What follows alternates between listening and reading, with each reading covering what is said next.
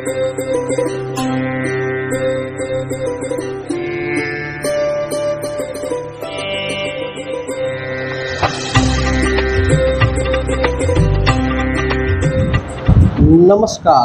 प्रिय दर्शकों, हाजिर हूँ मैं। अभी आगे 4 जुलाई से सावन लगने वाला है। 2023 की बात कर रहा हूँ। 4 जुलाई से सावन लगने वाला है। 2 महीने यह सावन रहेगा। और आज मैं जिन 5 स्तोत्रों को लेकर, भगवान शिव के स्तोत्र हैं, इन 5 स्तोत्रों को लेकर हाजिर हूँ। ऋषि मुनियों ने कहा कि जो भी व्यक्ति इन 5 स्तोत्रों में से किसी भी एक स्तोत्र का मात्र 3 दिन पाठ कर दे, वह स्तोत्र अमोघ हो जाता है। आपके पास तो 60 दिनों की अवधि है। अच्छा, अमोघ का मतलब क्या है? तो छोटे से भाषा में समझाऊं तो जो अपना टारगेट पूरा किए बिना लौटे ही ना, यानी आपने टारगेट करके किसी भी चीज को, अस्त्र को किसी के ऊपर छोड़ दिया, जब तक उसे समाप्त ना कर ले तब तक वह अस्त्र पीछा नहीं छोड़ता, उसी का नाम है अमोघ। जब महाभारत में अर्जुन के सभी अस्त्र शस्त्र खत्म हो गए, तब भगवान कृष्ण ने कहा, नहीं अर्जुन, तुम्हारे पास अभी भी एक अमोघ अस्त्र पड़ा है। यदि तुम उसे का प्रयोग कर लो तो तुम्हारे सारे शत्रु खत्म हो जाएंगे, उन सभी की पराजय हो जाएगी। और भगवान के कहने पर अर्जुन ने उस अमोघ अस्त्र का प्रयोग किया, जिसका परिणाम आप लोगों के सामने है। पांडवों की विजय हुई, कौरवों की हार हुई।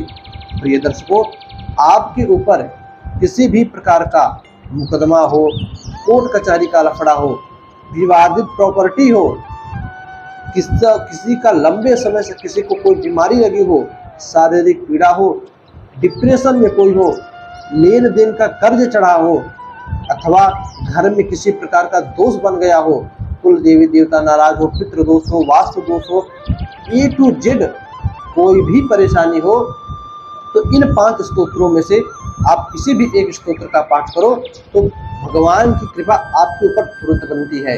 कौन के से है स्तोत्र? तो आइए बारी बारी से सभी स्तोत्रों को जाने। तो देखिए, सबसे पहला स्तोत्र जो हमने लिया है वह है भगवान का दारिद्र दहन स्तोत्र। नाम से ही पता चलता है, दारिद्र दहन, भगवान दरिद्रता का नाश कर दे, उसका दहन कर दे, उसको जला दे। इस स्तोत्र का पाठ करने से आपको तो सबसे पहले आपकी दरिद्रता दूर होती है। जो घर में गरीबी है, पैसों का अकाल पड़ा है, वो दूर होता है। इनकम के रास्ते और खुलने लगते हैं, इनकम और बढ़ने लगती है। आज 10,000 कमा रहे थे महीने के, तो कल 10 लाख कमाने लगोगे। अब याद रखिएगा, कल का मतलब एक दिन में ही नहीं। आप पाठ करोगे, आपके रास्ते खुलेंगे और धीरे धीरे भाई 2 महीने 60 दिन की अवधि है। भगवान की कृपा पाने के लिए तो कुछ ना कुछ प्रयास करना पड़ेगा। सुबह या शाम कोई एक समय बना लो, उसी समय पर आप इन पाठों को करो। उस पहला स्तोत्र हमने बताया, दारिद्र दहन स्तोत्र। पाठ करने से दरिद्रता का नाश होता है। जैसा नाम है, जैसा नाम वैसा गुण। दूसरा जो स्तोत्र लिया है हमने, वह है भगवान शिव का पाशुपतास्त्र स्तोत्र। पाशुपत भगवान का मंदिर नेपाल में है, उनका स्तोत्र भगवान हमारे ऋषि मुनियों ने लिखा है।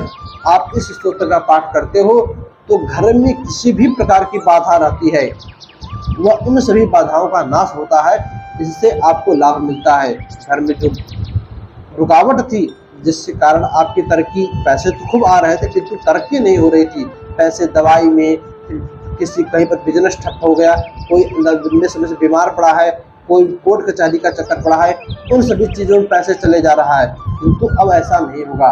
पैसे आप कमाओगे, आपके पास रुकेगा भी और आप तरक्की के मार्ग पर चलने बढ़ना प्रारंभ कर दोगे। तीसरा जो स्तोत्र है वह है भगवान का शिव सहस्त्र स्तोत्र। इसमें नाम से ही पता चलता है, शिव सहस्त्र, भगवान शिव के सहस्त्र हजारों नामों की व्याख्या है। इसका पाठ आप करते हो, इससे भगवान की कृपा आपके ऊपर बनती है। और जिस व्यक्ति के ऊपर देवाधिदेव महादेव की कृपा बन जाए, फिर उसके लिए पूछना है क्या। भाई, जिन जिन लोगों के ऊपर भगवान की कृपा, वो भी शिव जी की कृपा बनी, उनका नाम अमर हो गया। रावण के ऊपर बनी, रावण अमर हो गया। भाई, शरीर से भले नाम अमर हो, कि नाम सब लोग आज तक जानते हैं। मार्कंडी जी के ऊपर बनी, नाम भी अमर हुआ, शरीर भी अमर हो गया। नहीं तो मात्र 7 साल की उनकी अवस्था थी, 7 साल बाद मृत्यु हो जाएगी। भगवान ने 7 कल्प तक उनको जीने का आशीर्वाद दे दिया। इसी के पर आधारित अगला जो स्तोत्र है वह है मृत संजीवनी स्तोत्र।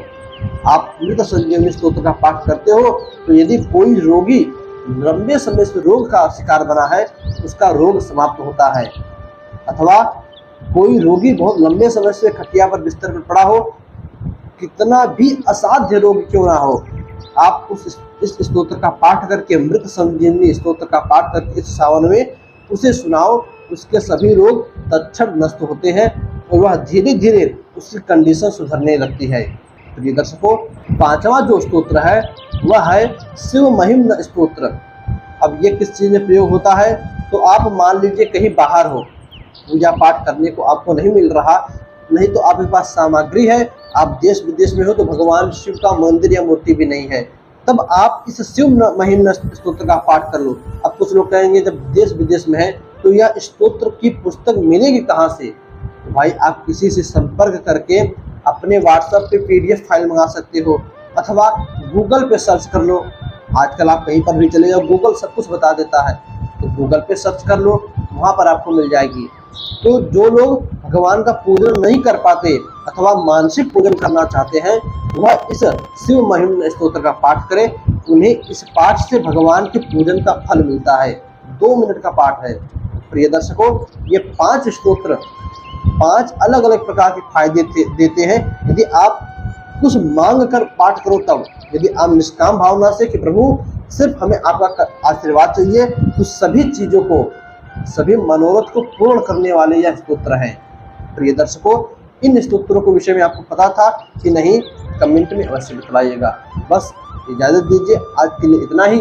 पुनः मुलाकात होगी किसी अगले नए वीडियो में नए टॉपिक के साथ। तब तक के लिए नमस्कार।